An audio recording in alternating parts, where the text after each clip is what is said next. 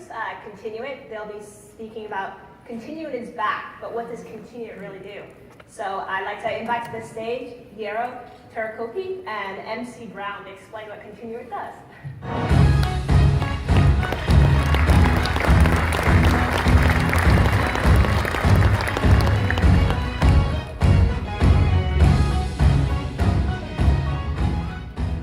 All right, good morning, everybody.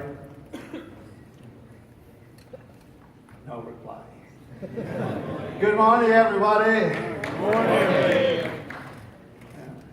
It's nice to be here. This is, I think it's maybe 12, 13, 14th MySQL event. 2003 may have been the first one in San Jose, and the next one was in Florida until it settled here. Continuent was sponsor on all of those, and for the most time, I've been sitting on the back. That's actually where I prefer to be, and in front has been more of a kind of a technology guys. And even today, I will share the podium with the MC from our team and also some of our customers that are report with my sales, marketing, finance. Couple of things kind of on a personal note. Who the heck I am? So I've been around. You may have been seeing me in all, but never really here. So, I am a Finn. It may not be obvious, but I lived in 20-some years in California, but my roots are there. And we may know a few other things as well in the open source community, like Linus. This is a little bit a feistier version of Linus at 2012 when he went after NVIDIA. And then always Monty, although this is like too cool, calm, collective Monty. I've never really seen him like that. And then obviously Martin Nikos that built the MySQL. These guys are my fellow Finns.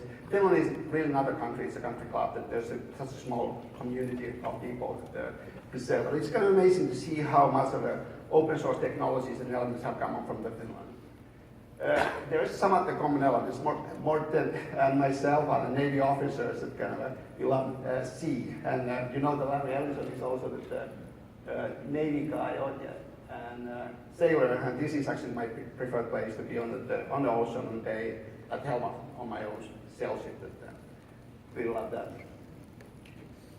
You have seen our logo, and I always hear this at the keys, that kind of, they are swans. That's a Finnish national bird. And when you look at the Continuent logo and you see those two birds, there is a kind of reason behind it. Swans create this long-term relationship, and we believe that we built a relationship with the community, we built a relationship with our customers, but also our technology really is about providing a continuous operation, a kind of lifetime operation for the databases. So that's kind of behind what we do. Continuent has been around quite some time. Excuse me. We started as an EMIC networks already in 2002. This is way back when we had the M-cluster solution. It was a synchronous multi-mass replication solution way ahead of time. We did have some nice deployments, installations, but the market wasn't ready, our technology wasn't ready, MySQL wasn't really ready. But it actually created this, and we can see us as grandfather of the Clara, because the team behind M-cluster ultimately spun out and built a solution, second version or maybe third version of the cluster, built something that the kind of was maintained. Continuent chose to take different path. We tried a couple other tracks. There's a kind of synchronous middleware solution, Unicluster, and it actually was too good to be true. It sounded like a marvelous thing to do. It's going to have a system middleware that handles everything for you, create these geographically distributed clusters. We actually made it work, but the performance wasn't there. Transparency, it couldn't handle all of the SQL. So it really pushes the boundaries. But we have these roots in databases, we have roots in the replication, we have roots in the clustering. So we've been working on this for a long, long time. And then around 2009, we come up with the Tungsten. Tungsten is the kind of a foundation of our technology. Tungsten Replicator is the kind of what is a part of our open source strategy, and we offer that as a kind of advanced replication. But it's not only for the MySQL, it's basically from many different sources into many different targets. And that's what we have been working. 2014, we were lucky and not so lucky been acquired by VMware. So it was a really, really good deal, and I felt good about it because it validated what had been working, and our technology really truly works. And it was the big company actually just paid attention on it. Unfortunately, the idea behind database as a service built on the vCloud platform failed. Effectively, VMware decided that to change the direction, and the business unit that acquired us ultimately no longer existed at the VMware. So it was a really nice avenue for us to maybe excel and expand the universe for the other technology and solution. It didn't happen. But I felt compelled to bring this back because there was at risk significant number of customers who were running our technology and really needed to have a party to support and continuous development. That's why Continuent is really back. We never really went away, but I feel that once again we are a small independent company and we will provide to support new technologies, expansion of our universe. This is really part of the future, that even if it's been there since the beginning. Tungsten replicator is the foundation.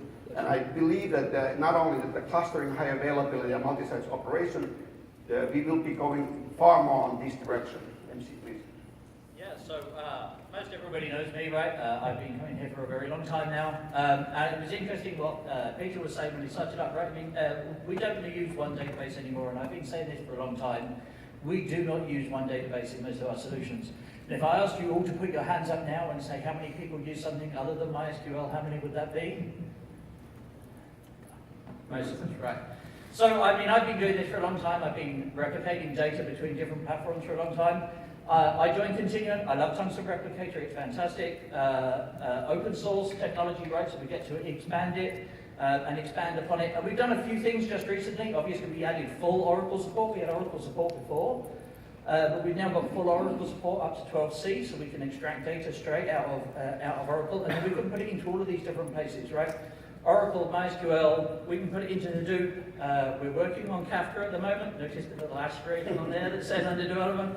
But we are working on Kafka as well. We're working on Flume. We're looking at a couple of other solutions, Vertica, Redshift. We do MongoDB as well, right? All of these things are out there. If you want to use them, they're out there for us to be able to replicate the data through. And we do it very quickly. You know, we can be very, very low latency between these different sources and targets. But it is a key part of the underlying platform, right? Tungsten Replicator ultimately becomes a key part of the clustering, which Eero was going to talk to you about. And just in case you think it's funny that I've come and stood up here, my name today, right now, is Mike, because there was going to be somebody else coming. Next slide. Thank you. And you have actually we go forward. Okay, yes. He's got a couple examples. The single pickle customer of ours is using about 100 clusters. They are managing about over 1,000 terabytes data, and the transaction volume is a billion transaction volume. So it's really significant. Our biggest market is really about the software services, e-commerce, financial services, telecommunication, and those who want to have a geographically distributed solution, either for the DR purposes or for the actual multi-master. There's a couple talks that will cover this one a little bit later. So that and then replication, MC will have 2 talks about the replication specifically if you guys are interested. And it is an open source contribution by Continuent. These are some select customers. You may have been using our solutions without knowing it because it is kind of there underneath of the covers. Buy a new car and go Carfax website. That actually is the Oracle MySQL replication solution, 2-way replication. You may have used the e-signature solution for Adobe EchoSign. Basically, the whole infrastructure is running on our platform. You may have been a Financial Times web properties. Your subscription information is running on our clusters. And a lot of these things are either software as a services, they are e-commerce solutions, or they are financial services. There are quite a number of credit card transaction processing entities who runs and reliably. And keep in mind, our solution is asynchronous replication. Yet, there is really not the kind of data loss issue the way we deal with. So that we have been, this is proof of in many of our customers day to day, day in, day out, using our technology solution. 3 of these customers will be joining us this afternoon. F-Secure Arto is the next one. Clarity, Paul, and then New Voice Media, and Matthew will be kind of covering their perspective, who they are, why they chose MySQL in the first place, what is the Continuent tie in. And just the last reminder is that we have a few other talks here. This is the real-time data loading is later today by MC. MC is part of the keynote. There is this multi-site, multi-master done right presentation. I really like you to go there. And then wrapping up with one more application so that if you have a chance, please do join. Have a great show. Enjoy. Thank you.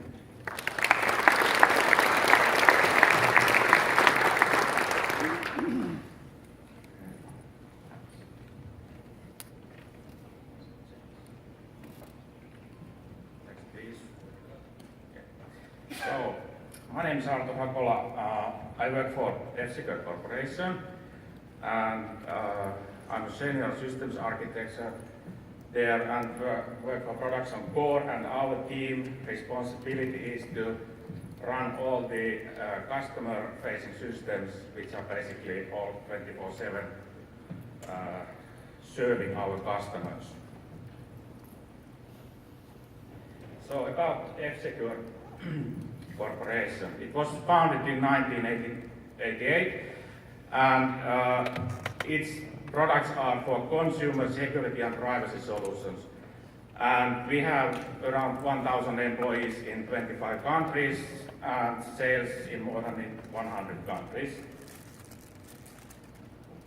And the things we cover with our product portfolio is the vulnerability management, endpoint protection, and advanced threat protection. So we have different products for every segment of these, and also consulting and assessment services. So our business model is that we have consumer security and privacy products, and then also offering dedicated products for corporate security. Our consumer products are basically sold through operators, retailers, etc., and also some resellers. And our corporate side handles the cybersecurity services, having software as a service or security as a service, however you like to put it. On the consumer side, we have tens of millions of clients and which are actually talking to our backend systems. And that means also that then when these systems have to be always available, that the availability SLAs has to be quite high. And then just a side note that the consumer product we offer is basically has won several awards many years in a row now, so that it's the best protection available you can buy currently. So, things about MySQL and F-Secure. So that has been our default relational database for a very long time. F-Secure has been using MySQL since the 3-point-something version, so it's been very, very long time when we take it into use, and it's actually the main reason was that at the time when the selection was made, it was quite cost efficient. It's a very big part in our backend services where we need these databases. And currently, or actually our whole history, we have standardized on MySQL Enterprise builds originally from MySQL, then from Sun, and currently from Oracle. There is just a couple of things that which made our choice for this was the best available monitoring tools which are available for MySQL in general. And the support has been very good. And one critical part is that whenever there is a new patched version of MySQL which has either vulnerability patches or some other bug patches, that they are immediately available for us, so that we don't have to wait when some other vendors are actually delivering the same fixes. So, about Continuent and F-Secure. It's a it's a major building block for our database as a service offering, because we, from the production side, we actually provide the databases as a service to our development and our running production services. So it's kind of transparent to all our consumers who actually are utilizing these databases. When we have done some evaluations, even lately, the end result was that the Tungsten is still best overall clustering solution available, no doubt about that. And one big thing is that it's transparent to applications. You don't need to make some compatibility testing, and also if you have some legacy applications like we do, there is nobody actually maintaining or fixing something, so you just need to run them. And so Tungsten is very good in that. You don't need any testing regarding that. And the one big thing is, which all other solutions are missing, is integrated connector component which has this load balancing feature. So you can actually deploy the cluster and you already get the connector things set up, and the connectors know exactly what's the status of the cluster, so you don't have to worry about that. So no need to set up any external proxy components. And it's quite easy to deploy and manage, and also in our case, we want to automate things as much as possible, and with Tungsten it's quite easy to do actually. So we don't actually manually go and do installation there and there. We just set up a configuration and say deploy, and it goes there. And also the supporting service has been quite good. Whenever we have consultancy needs or some online remote troubleshooting, we get it very fast, and we have been happy with that. So the basic deployment model what we use is basically a kind of composite cluster. So we have two sites, data centers, and we have basically the same data set going on both sides. And with Tungsten, this kind of setup is out of the box deployment. You don't need to do anything special. You just define that you have this kind of setup and say deploy, and you have this kind of cluster running in like 10 to 15 minutes when you have these automations in place what you might have. And in a case that you have total failure on other side of your data centers, you basically do one command and off you go, you continue on the other side.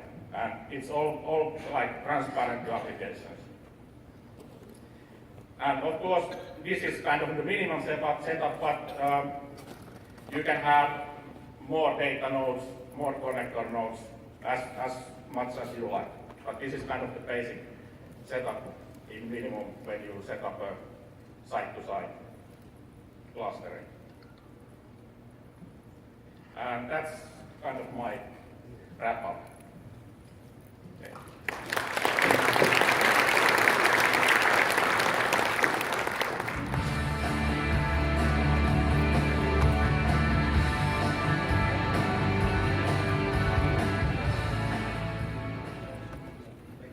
Here because I tend to walk around when I'm giving a presentation. So I'm Paul Heffman. I'm with Clarity. We provide, I can go to the next slide. There we go. Who are we? Because I know most of you probably haven't heard of us. We're a real estate technology company. We serve MLS customers across North America, the United States, and Canada. We have about 300 customers, 825,000 real estate agents. That's about 50% of the market in North America. And every day, those guys go to our solution to log into their MLS software. We don't actually provide the MLS software, but we provide the front door into it, which is a kind of a critical component. And that's actually one of the things that actually led us to Continuent. MySQL first. When we got started, and Clarity started back around 2004, we were a security company, access control company, I should say. We actually sold tokens, hardware tokens with one-time passwords. And we needed a database that could store some stuff for us. That was a reseller solution with the tokens, and we chose MySQL. As many of you did, it's cheap, it's free. essentially, to deploy. And it had good performance characteristics, and we grew with it as we went along. And then the community support, we actually use Percona as our support mechanism, and that's worked out real well for us. And let me go ahead and go into what we're doing with Tungsten. As Arto kind of mentioned, we've got a architecture in our system where we have a data center in Nashville, Tennessee. We have another one in Charlotte, North Carolina. Those data centers are both live all the time in there, and we do global server load balancing to shape our traffic to one side or the other, depending on, mostly based on geographic location of our customers. We're not doing a geographic distribution based on where the end user is, but more about which system they're connecting to. Inside that, we've got, for each of our Tungsten clusters, and we've got about 10 of them right now in production, we've got a 3-node cluster in Nashville, a 3-node in Charlotte. Out of those 6 servers, one of them is going to be the master. But what's really nice with Tungsten as a solution is all my app servers, they've got the Tungsten connector installed on it. And the Tungsten connector is just it's the brains, it's the traffic cop. And I say, go talk to the cluster, go talk to that server, and it sends my app servers wherever they need to go to get the data they need to do their job. No configuration on the app servers. My developers don't have to write any kind of special code to talk to the database server. They just talk to the database and it's all there. We kind of ended up in this architecture to tell my story on this, because we picked up Continuent 4 or 5 years ago now, I think. And that happened after my Nashville data center there in the diagram, it went dark. Totally dark. My data center vendor was doing a UPS maintenance one Saturday afternoon, and oops, the firmware update didn't go as expected, and without power, nothing tends to work. And nothing worked for about 10 minutes, completely down. And then it was about another 5 or 6 hours later, after the whole team got roused up on a Saturday afternoon, to get everything up and running properly again. And from that point, we did go over and, talk to Eero, talk about the Tungsten solution, expand it out to a second data center, and ended up where we are now. And it's actually been a very long road on getting there, and Continuent's been great on helping us how to get this set up, providing the support when we need it. These guys, we put that ticket into Zendesk, and one of them's going to give us a call back here in about 2 minutes, which is what you need when you got a mission critical application. And I don't know, real estate you wouldn't think is a mission critical application, but you got to realize the real estate agents in the United States are all independent contractors and they're paying for this service. So when they can't get there to get to the system software that they need, you're putting them out of business, and they get really irate about that. So having that high availability and that clustering is just really critical to what we want to do with our systems. I guess I really kind of talked over that slide. It's got its capabilities and support, and it should be my last slide, I believe.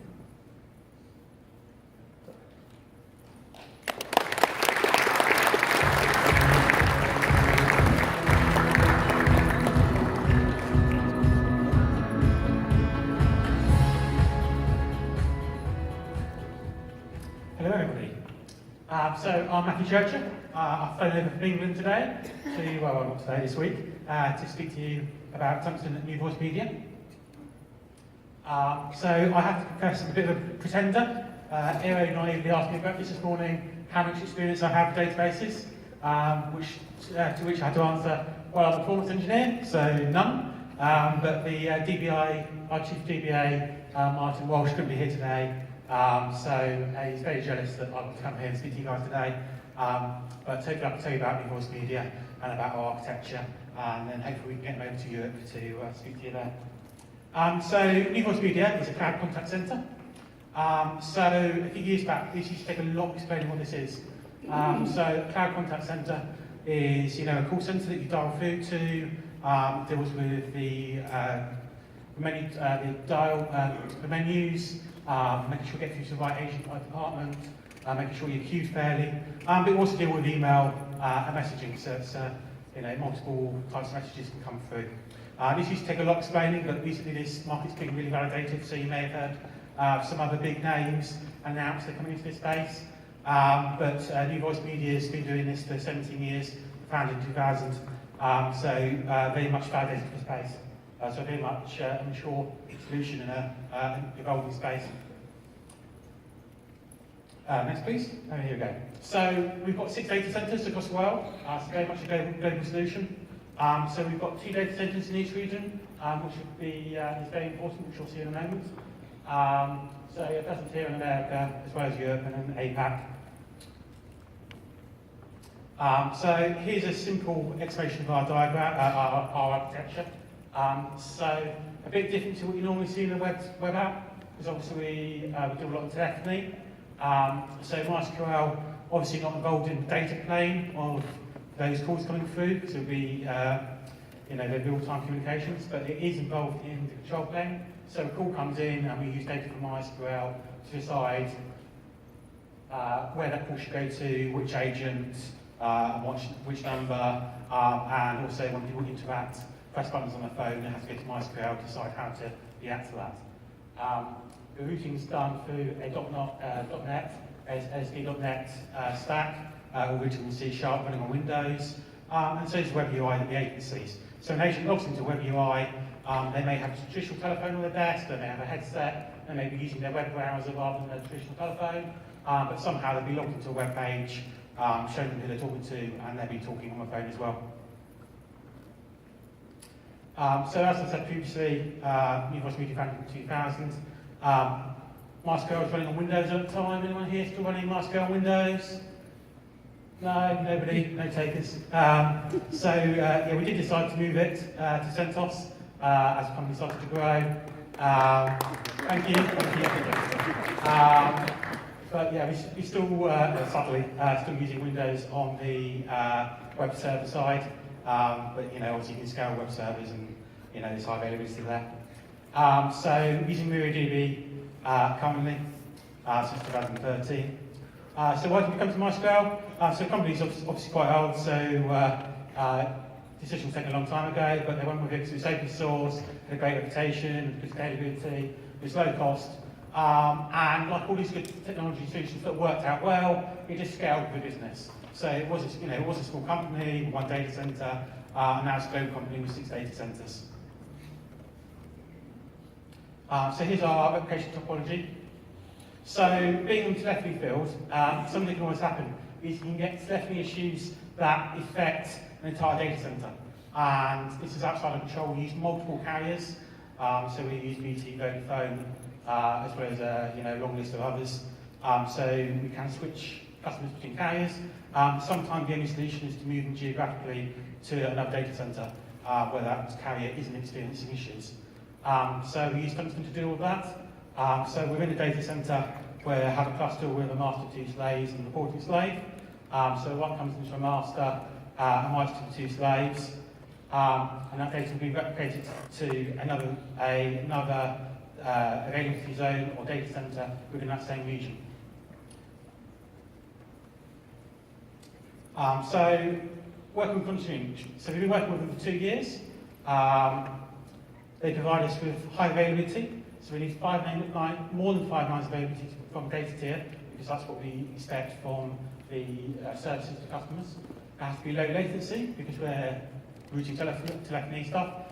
So when you're on telephone, you don't expect to be waiting to get connected. We also require low latency between the master and slaves, because the application wasn't designed with that in mind. So it's another case where you don't want developers to have to think about it. They could do if they needed to, but increases productivity by simplifying that architecture. Continuent also gives us automatic failover and multi-data center failover, which I mentioned previously. So if there's any problems, if we lose power in the entire data center, or there's problems with telephony issues there, then we could fail customers over to another cloud. A big bonus of those is the CO downtime patching. So obviously we can't just turn everyone's phones off when we need to upgrade MySQL, install the patch, change the configuration. But with Tungsten we can take slave offline, we can upgrade it and then bring it back in and then cycle around. In case you get write conflicts, where the developer's made a mistake and customers manage to do something in 2 geographies at the same time, this occasionally happens. Tungsten really helps there. It's got a mature tool set. I'll be talking about that more in my talk with Matthew Lamb tomorrow in the multi-master done right. So a quick plug for that. And Continuent also providing us with ongoing support and patches as we need them. So yeah, thank you very much. Yeah, one more plug. So yeah, 1 o'clock tomorrow, multi-master done right with Matthew Lamb. So we'll be in a bit more detail and you'll be able to ask me any questions there if you want to. Thank you very much.